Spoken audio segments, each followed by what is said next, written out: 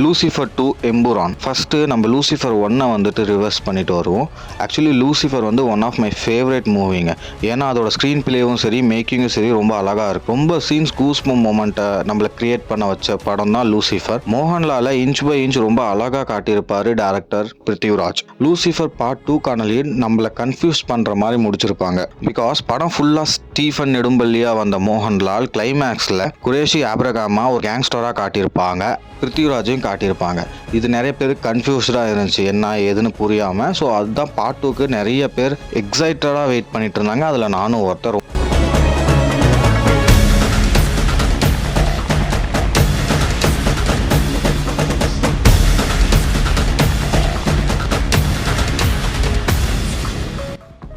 இப்போ லூசிஃபர் 2க்கு வரலாம். L2 எம்புரான். எல்லாரும் எதிர்பார்த்தது அண்ட் எல்லாரும் நினைச்சது இந்த படம் மோகன்லாலோட கேங்ஸ்டர் லைஃப்பை பற்றி இருக்கும் அப்படின்னு தான் நினச்சாங்க. கொஞ்சம் டிஃப்ரெண்ட். நம்ம லூசிஃபர் பார்ட் 2 ரெண்டாக பிரிக்கலாம்.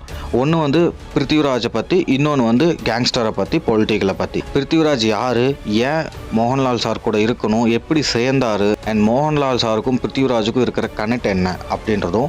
இன்னொரு பக்கம் பார்ட் 1ல் அண்ணாவோட பேச்சை கேட்டு சிஎம்மாக நல்லவராக இருந்த டொவினோ தாமஸ் பார்ட் 2ல் ஏன் அவருக்கு ஆப்போசிட்டாக ஒரு வில்லனாக மாறணும்.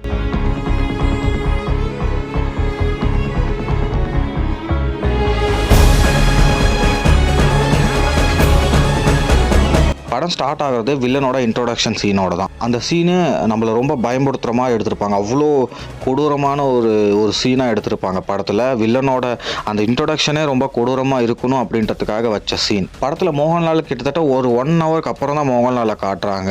அது வரைக்குமே வில்லன் அண்ட் அந்த பொலிட்டிக்கல் பேஸ் பண்ணியே படம் மூவ் ஆகும். வில்லனோட இன்ட்ரோடக்ஷன் முடிச்ச உடனே நம்ம அப்படியே கேரளா பக்கம் வந்தோம்னா அக்கா தம்பிக்குள்ள இருக்கிற பிரச்சனை. டொவினோ தாமஸ் கட்சியை விட்டு விலகிடுவார். அவர் ஒரு புதிய கட்சியை உருவாக்கிடுவார். அண்ட் நம்ம மஞ்சு வாரியர் அப்பாவோட கட்சி அண்ட் அப்பாவோட பேரை காப்பாற்றுன்றதுக்காக அவரோட கட்சியை தலைமை பொறுப்பை ஏற்றுறாங்க.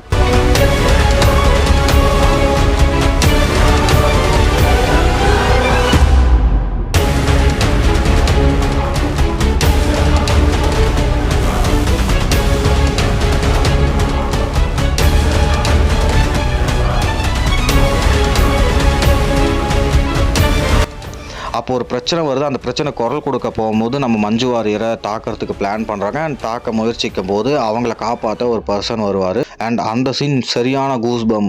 நம்மளோட மோகன்லால் அவரோட பெரிய விஷயம் என்னன்னா, அவர் ஒரு அண்டர் கிரவுண்ட் ஏஜென்ட் மாதிரின்னு வச்சுக்கலாமே. இந்த தீவிரவாதிகளாக மாத்திர சின்ன சின்ன பசங்க அண்ட் தங்கம் இது மாதிரி எல்லாத்தையும் கடத்துறவங்கள தாக்கிட்டு அங்கேருந்து நல்லவங்களெல்லாம் மீட் எடுக்கிறது தான் இவர் செய்கிற ஒரு மிகப்பெரிய கேங்ஸ்டர் வேலையாக. இவர் இந்த அரசியல் கட்சியே வேணாம், நம்மளுக்கு கேரளாவை வேணான்னு சொல்லிட்டு அவர் ஈராக்குக்கு போயிடுவார் அவரோட கேங்ஸ்டர் டீமுக்காக. அங்கேயே இருக்கிற ஒரு பர்சன் திரும்ப கேரளாவுக்கு ஒரு பிரச்சனைக்காக வராரு. அந்த பிரச்சனையை சால்வ் பண்ணாரா இல்லையா, டொவினோ தாமஸ் நல்லவனாக மாறினாரா இல்லையா, அண்ட் பிருத்திவிராஜ் இவர் கூட சேர்ந்ததுக்கான மோட்டிவ் நிறைவேறிச்சா இல்லையா அப்படின்றத அந்த படத்தோட மீதி கதை.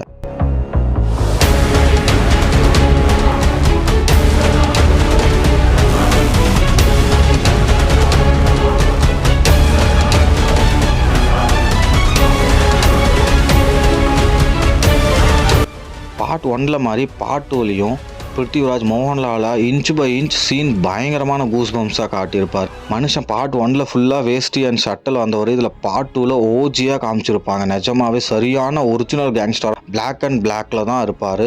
அவரோட கிளாஸும் சரி, அவரோட அந்த டெசர்டிகல் கன்னும் சரி, பர்ஃபெக்ட் ஓஜியாக காமிச்சிருப்பார் பிருத்திவிராஜ். படத்தோட பெரிய ப்ளஸ் மோகன்லால் ஒரிஜினல் வாய்ஸ் பேசியிருப்பார். அவரே ஒரிஜினல் டப் பண்ணியிருப்பார் தமிழில். அது ரொம்ப நல்லா இருக்குது. அண்ட் எவ்ரி கேரக்டர் ரொம்ப அழகாக பண்ணியிருப்பாங்க. மேக்கிங் ரொம்ப அழகாக பண்ணியிருக்காங்க. ஸ்க்ரீன் பிளே ரொம்ப அழகாக எடுத்துகிட்டு போயிருக்காரு. ஃபர்ஸ்ட் ஆஃப் கொஞ்சம் ஸ்லோவாக போனாலும் செகண்ட் ஆஃப் பீக்கில் எடுத்துகிட்டு போய் வச்சுருப்பார் மனுஷன்.